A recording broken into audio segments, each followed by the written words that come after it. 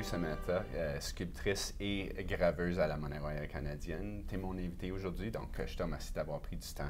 Je sais que vous êtes très occupé et puis je voulais juste prendre quelques minutes pour discuter nos pièces aujourd'hui. Ce qu'on va faire, c'est discuter une pièce en particulier, puis après ça, on va aborder un petit peu les plus grandes pièces qu'on fait à la Monnaie royale qui sont très intéressantes. Mais en premier lieu, si tu veux prendre celle-là, c'est la pièce du 150e anniversaire de la Société royale d'astronomie du Canada. C'est que chaque pièce a un morceau unique de météorite. Donc, toutes les pièces sont différentes? Sont toutes différentes et puis c'est pas souvent qu'on fait quelque chose de cette façon-là. Même s'il y a un tirage, c'est comme un tirage spécial presque de ce point de vue. Moi, de 1. Exactement. D'un point de vue gravure, est-ce que c'est difficile à faire quelque chose de cette nature-là? Est-ce qu'il y a des paramètres qu'il faut prendre en considération quand on va ajouter comme un morceau de météorite? Ouais. C'est pas chaque jour qu'on ajoute un morceau de météorite sur une pièce. Tu dis comme, quand on le fait. Oui, ça arrive à chaque jour. C'est ça, exactement. Oui, on va recevoir les spécifications du département des ingénieurs. Oui. Et il faut qu'on suive ça. Puis pour une pièce de même, il faut qu'on fasse une plateforme en dessous de météorite ou si c'est un diamant ou Swarovski ou quoi que ce soit. Oui. Puis ça, c'est dur à cause qu'il faut que ça soit une certaine largeur pour que ça va coller. Mais en même temps, il ne faut pas qu'on le voit en dessous de la peinture. Donc, il faut qu'on joue un petit peu avec ce que les ingénieurs veulent qu'on fasse, puis ce qui va paraître beau pour les collectionneurs.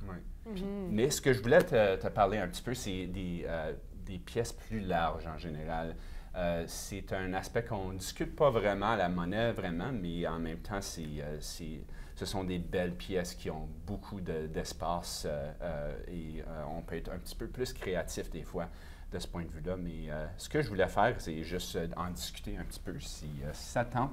Le premier ici, c'est l'Ange de la Victoire, donc une pièce qui commémore la fin de la Première Guerre mondiale.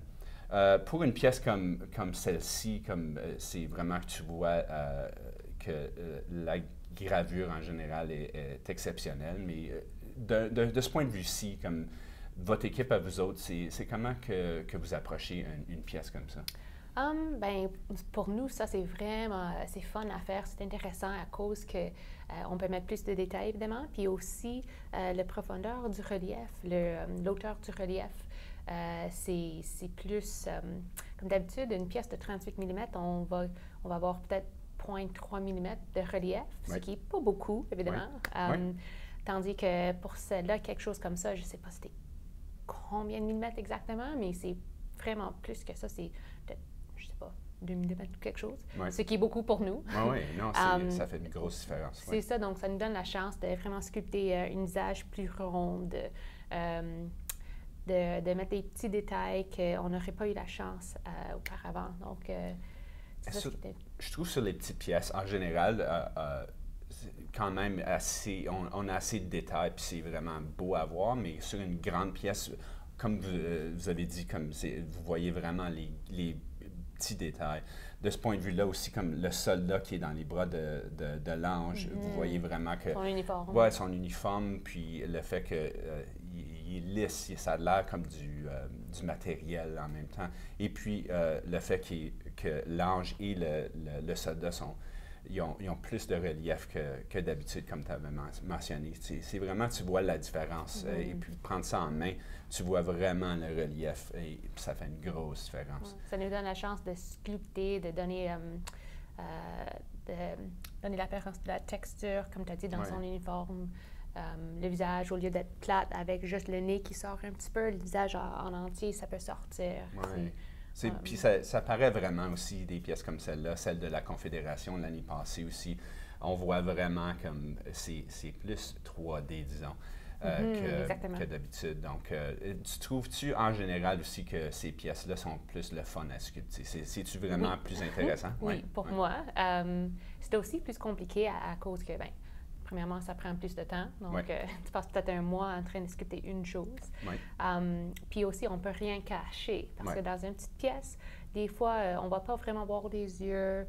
quelque chose comme ça, tandis que dans celle-là, on voit tout ce qui est là, on voit tous les détails, donc il faut que ça soit tout parfait. Oui. Donc, il y a un petit peu plus de pression, mais ça vaut la peine parce qu'on a aussi plus de liberté pour sculpter des formes.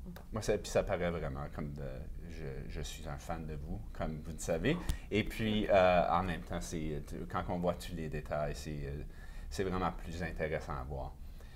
En passant, en parlant de ça, une pièce que d'habitude, on n'a pas l'occasion de voir en détail ou de voir dans un tellement grand relief, disons, c'est la pièce de 2 $. Et puis celle-ci, surtout celle-là, c'est vraiment une approche un petit peu différente. D'habitude, cette pièce-là est 28 mm, je pense, ou je ne suis pas certain. Oui, quelque chose comme ça. En tout cas, c'est assez petit. Donc, et puis celle-ci est assez grande. Donc, de ce point de vue-là, si c'est une pièce qui existe déjà et puis qui est tellement très connue, est-ce que tu te sens qu'il y a une pression pour, quand tu vas l'élargir, pour qu'elle soit tellement grande, pour qu'elle soit comme parfaite, mais aussi qu'elle a une approche un petit peu différente? Pour moi, oui, je trouve, à cause que, puisqu'on a plus de relief, je veux rajouter des détails parce qu'on peut les voir, comme la fourrure, je veux en ajouter, mais en même temps, il faut que ça soit pareil au petit. Donc, pour moi, c'est vraiment de ne pas y aller trop loin, puis trop en rajouter. Donc oui, ça c'est un défi de sorte. Puis, mais c'est comme les autres, comme celle dont on vient juste de parler, c'est fun aussi à cause qu'on peut mettre plus de relief, plus de forme. C'est ce qu'on aime. Donc, puis le fait que c'est quelque chose qu'on voit à chaque jour aussi, il faut garder, je suppose qu'il faut garder comme le sentiment que qui est semblable. Ça, si on change son nez, tout le monde va, tout le monde va savoir. Donc, excellent. Un dernier aussi que je voulais t'en parler un petit peu en détail, et puis celui-ci, en passant, était un débat dans ma famille cette fin de semaine. OK. Pourquoi?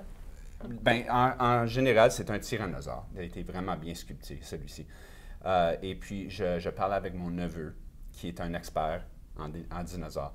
Et puis, il me disait que, j'y disais que c'était possible qu'un tyrannosaure avait peut-être des plumes. Une chose qui n'est pas très connue et qui n'est pas officielle et puis qui ne sont pas tout à fait... les experts ne sont pas alignés, disons. Mais c'est possible qu'un tyrannosaure avait des plumes. Et puis, il était vraiment convaincu que non, il n'y avait pas de plumes sur un tyrannosaure. Et puis, il ne voulait pas en discuter. Il était vraiment contre moi. Mais en même temps, c'est juste pour te dire qu'en arrière-plan, souvent, on va avoir des débats où on consulte toujours des experts. Mais les experts vont souvent nous dire quoi changer. Dans ce cas-ci, c'est vraiment un tyrannosaure comme on le connaît, avec des écailles, et puis il est comme on le connaît des films même à ça. Ça se peut un jour que si on découvre que les tyrannosaures ont des plumes, peut-être cette pièce-là, elle va plus être à 100% bonne, mais en même temps, elle est toujours super belle. Et puis, on a voulu rentrer proche de son visage, de cette façon-là aussi qu'on voit juste son visage, puis que c'est vraiment menaçant comme pièce. Mais de ce point de vue-là, pour être capable de graver une pièce qui prend tellement toute la surface de la pièce, est-ce que c'est difficile ou est-ce que c'est plus facile en général? Les deux, c'est difficile à cause que le relief, ça va jusqu'au côté, puis il faut que le relief soit plus bas au côté, puis on va essayer de mettre le plus de relief dans le centre de la pièce. Puis pour cela, tu peux voir les dents vont jusqu'au côté, puis ça, c'est la partie le plus en avant, en avant de le restant de sa face. Donc, c'est dur de mettre quelque chose qui est supposé de sortir à la côté, sur la bordure de la pièce où il faut que ça soit, où il faut qu'il y ait moins de relief. Donc, ça, c'est un défi. Mais en même temps, c'est pareil comme les autres, c'est plus intéressant à cause qu'on a plus de relief. On peut vraiment utiliser beaucoup de hauteur de relief pour donner l'impression de la texture avec les écailles. Ouais. Comme dans celle-là, tu peux voir, ça a l'air que ça ressort, puis ça rentre. Il y a beaucoup de mouvement dans la pièce. C'est comme son museau ou son son nez ça, est prononcé de cette façon-là. Donc, tu vois vraiment. Oui, tu vois vraiment. Et puis, celui-là, il y a de l'émail aussi, de l'émail en jaune et noir ici. Pour une technologie telle que l'émail, est-ce que c'est difficile à faire ou je sais qu'il y a des paramètres qu'il faut suivre. Est-ce que c'est difficile en général ou est-ce que quelque chose comme ça, c'est assez simple?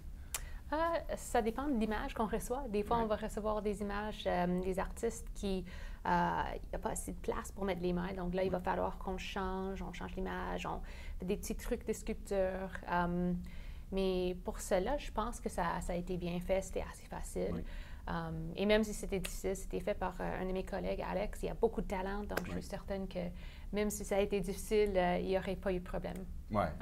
Et puis, je veux dire, c'est vraiment un art. Et je dis souvent à nos clients quand ils viennent nous voir, et puis j'ai l'occasion de leur parler, c'est vraiment, vous êtes les rockstars de la monnaie. Donc, c'est vraiment quelque chose à voir quand tu vois un artiste en train de faire une sculpture telle qu'elle. Donc, nous sommes chanceux de faire ça. C'est fun comme travail. On est chanceux. Comme métier, c'est spécial. Hein, donc, ça, c'est tout que j'avais pour aujourd'hui. Donc, vous pouvez trouver toutes ces pièces sur monnaie.ca et puis on se revoit bientôt.